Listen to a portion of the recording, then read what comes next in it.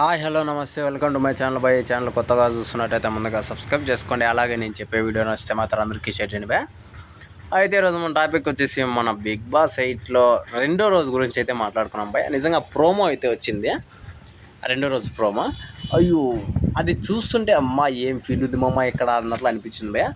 మామూలుగా a big boss సీజన్లో కూడా రెండో రోజే ఈ రకంగా పాటుపడి ఉండేది, ఈ రకంగా కొట్టుకుంటూ ఉండేది నేనైతే చూడలేదు భయ్య. నాకు తెలిసి ఈ సీజన్లోనే ఇది జరిగింది అనుకుంటున్నాను.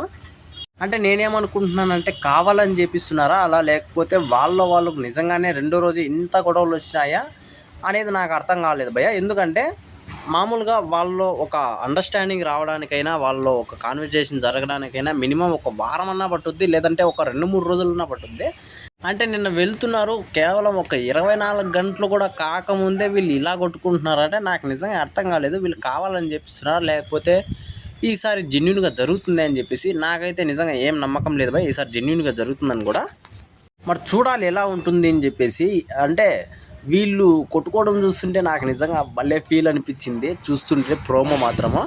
అంటే ఇది రియాలిటీ కాదని నాకు తెలుసు, ప్రోమోనే కాబట్టి, అలాగే టీవీ షో కాబట్టి నాకు అంత ఆనందం వేస్తుంది. ఎందుకంటే వీళ్ళు ఇచ్చే ఓవర్ యాక్షన్కి బిగ్ బాస్ 8కి ఇంకా సరిపోతుంది నాకు తెలిసినంత వరకు.